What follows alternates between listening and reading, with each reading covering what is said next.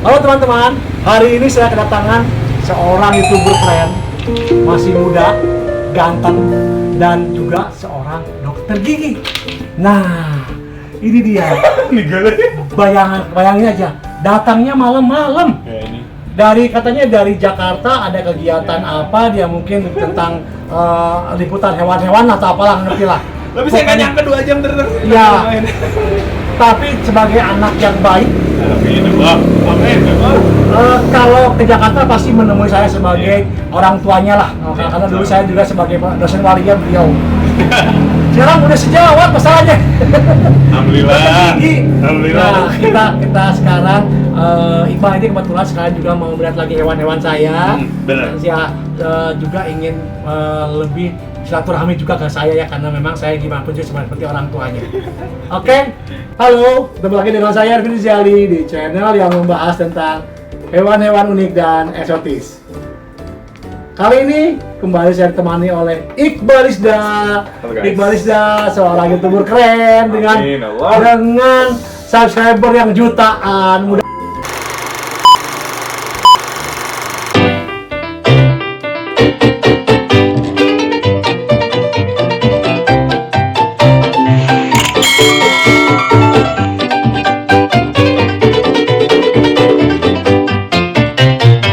Jadi hari ini kita akan membahas tentang hewan yang menurut orang-orang tuh menakutkan. Yes. Ada juga yang bilang geli, ada yang bilang juga serem. Yeah. Nah, sebenarnya ini juga merupakan pantangan juga buat Iqbal Rizda untuk memeliharanya di rumah. Nggak boleh dong sama orang. Nggak boleh sama orang tuanya. Yeah. Dan memang hewan ini termasuk hewan yang lumayan sih menakutkan ya untuk orang-orang yang belum terbiasa dengan hewan ini. Dan yang belum tahu ya dok ya? Betul. Iya, betul. Hewan apa nih, coba lihat. Ya, ini deh guys. Nah, ini hewannya. Orang bilang namanya itu adalah ball python. Ball python ini itu berasal dari Afrika. Ini kenapa dibilang aman? Karena jujur aja saya tidak pernah mendengar ada orang yang tergigit oleh ball python ini. Mungkin hari ini mau coba Adit digigit Ya. Tapi memang jarang ada orang digigit ya, makanya kenapa akhirnya hewan ini banyak sekali dipelihara oleh para pemula. Terus tahu saya dong kalau dia terancam kan yang lain mungkin betul. Dia bakal malu gitu kan. Ya, dia kalau merungkut gitu. Kalau yang namanya hewan itu biasanya kalau dia terancam atau merasa bahaya buat dia, biasanya dia tuh strike. Kalau nggak strike tuh dia matuk atau kalau nggak ngebelit. Nah, kalau ball python ini malah lucu. Kalau misalnya ketakutan atau dia merasa terancam, dia akan menggulung badannya seperti bola. Makanya ball python ya. Nah, contohnya ini nih, lihat tuh. Ini lagi tidur aja seperti bola, lihat. Dia seperti bola apa donat ya? Padahal dia tuh kalau misalnya secara ukuran katanya udah lumayan gede dok. Lumayan gede. Nah, ini sebetulnya hampir dewasa ya karena sudah hampir mencapai 1,5 meter. Dan jangan salah, ular ini juga termasuk pemalu. Pemalu banget. Jadi dia kalau bisa menghindar dengan orang, menghindar lah gitu. Jadi dia tidak mau untuk dekat-dekat dengan orang. Katanya mah tipe-tipe yang nggak mau cari benar. Gitu, ya. Makannya lahap. Lahap ya. 1 minggu itu 1 tikus. Kadang-kadang 2 tikus yang kecil ya, mencit ya. Dan itu lancar. Jadi 1 minggu dia makan, sebelum 1 minggu, kadang-kadang 1 minggunya juga 5-6 hari dia sudah pup. Kalau ular kayak gini harus hidup nggak sih tikus atau enggak juga sebenarnya? Sebaiknya sih kalau ular tuh senangnya tuh yang bergerak. Menggerak ya. Benar, karena itu juga mengasah dari refleks dia, insting dia. Jadi kita juga banyak juga sih mas yang jual tikus, tapi tikusnya dibekukan, frozen. Memang untuk orang-orang yang mungkin takut tikus yang hidup ya. Iya, dan malas juga kali dok meliharanya. Malas juga meliharanya karena bau ya tikus ya. Jadi pakai frozen itu disimpan di frozen dan kita keluarkan dulu sampai dia tidak begitu dingin, karena tidak boleh juga memberikan yang beku karena ke perutnya juga bencananya bisa sakit. Nah kita kasih bisa dimakan juga, tapi kadang-kadang lebih efektif untuk yang hidup karena dia merasakan ada suatu kehidupan di binatang yang diburunya. Gitu, iya. Dan memang kalau namanya ular kan tetap ya kita tetap harus hati-hati Jangan menganggap bahwa itu ular jinak juga, tapi kadang-kadang kan ular itu ada juga saat-saatnya dia menjadi galak, misalnya seperti lagi birahi. Oh, lagi birahi tuh. Jadi kalau lagi birahi mau ball python-nya juga ada resiko ya. Kalau ya mungkin gigit enggak, tapi dia mungkin lebih menghindar atau mau ini gitu loh, mau melindungi dirinya sendiri. Oh, okay. Ya, itu yang penting. Tapi kalau ular lain seperti retik jangan coba-coba ya. Retik itu kalau misalnya kita melihara retik, giginya gondrong, melihara retik itu kalau misalnya 2 hari kita nggak sapa, dia pasti akan nyapa balik ya, nyapa duluan ya. Jadi kita datang ke kandangnya dia lumayan. Kita lihat keluarin yuk. Halo.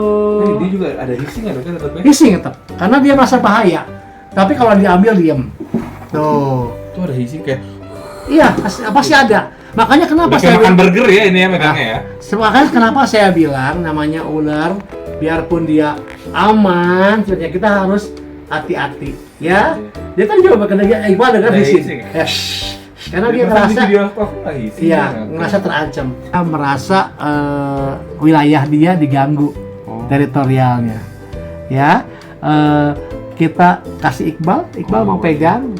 Kalau nggak salah tuh morfnya banyak banget ya dok ya? Banyak banget morfnya, dan semakin morfnya itu jarang, seperti lucky stick ya, itu harganya semakin semakin mahal.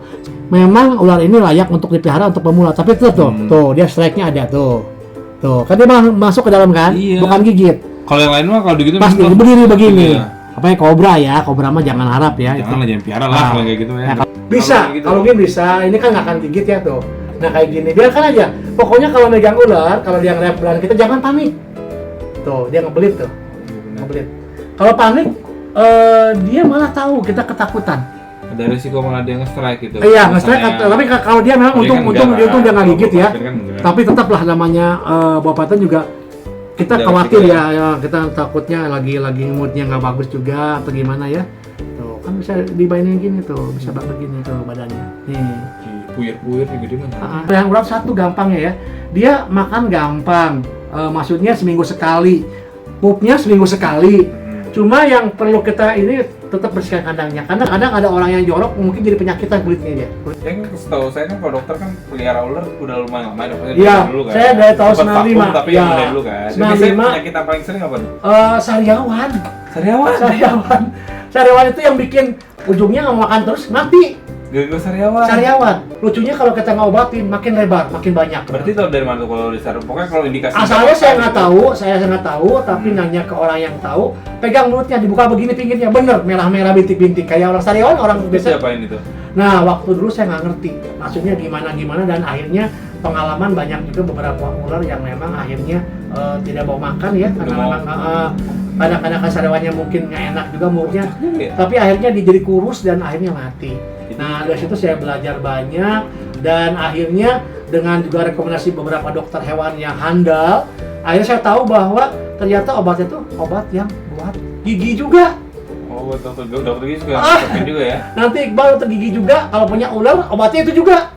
Jadi ada bahan yang memang semacam gelnya itu dari Oxyfresh, itu bagus sekali untuk ular. Jadi kalau misalnya dia ular ada sariawan, kita oles sedikit, itu nggak nyampe 3 hari kering. Oh iya? Ya, keren banget. Jadi itulah memang mungkin obat-obatan yang kadang-kadang kita tidak duga bahwa obat itu memang bisa dipakai untuk binatang lain. Sebaiknya juga kita punya dok buat antisipasi ya. Jadi betul. Andai kata amit-amit terkena juga kita langsung bisa. Betul. Kita selalu harus menyiapkan obat-obatan karena gini ya. Memelihara hewan itu bukan hanya dengan bisa kita ajak main, bisa kita lihat terus tiap hari gitu, tapi kita juga harus merawat mereka. Merawat mereka ya selain dari makanannya kita carikan makanan yang betul-betul penjualnya juga bersih, kandangnya juga bersih, makanannya juga kita harus menyiapkan mereka tuh kebersihan kandangnya itu dibersihin kandangnya dan juga kita sediakan juga obat-obatan yang standar untuk mereka kalau misalnya dia ada sakit. Gitu. Bisa nih kayak misalnya saya kan pemula dulu, saya kan nggak pernah pelihara ular gimana. Saya tahu nih ular, wah ini bagus nih, terus saya ambil. Itu tuh dari mana? Maksudnya kayak ciri-ciri ular yang ciri ular sehat gitu dong. Biasanya tuh kalau ular itu dia suka ininya gerak-gerak lidahnya tuh. Mau tuh. Oh itu lidah tuh itu penting banget ya, kalau dia diem. Lidah itu menunjukkan tuh lidahnya itu kalau dia begini itu menunjukkan bahwa dia itu istilahnya mengingatkan sekitarnya. Jadi tuh dia mencium sekitarnya gitu, dia ada bahaya nggak buat dia. Nah itu ular sehat satu. Keduanya lihat di sininya, di kulitnya itu pegang. Kalau misalnya ada sedikit bintil atau apa itu berarti dia ada suatu penyakit kulit. Gini-gini. Atau juga kadang-kadang kalau yang dulu lingkungannya mungkin jorok ya, ada kutu-kutu.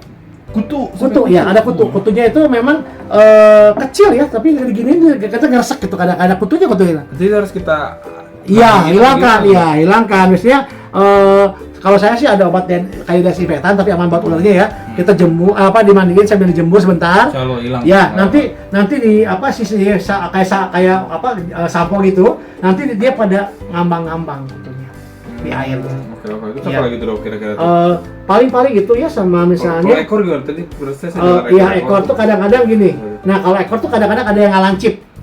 Kalau ngalancip berarti dia kalau orang bilang kurang bagus ya.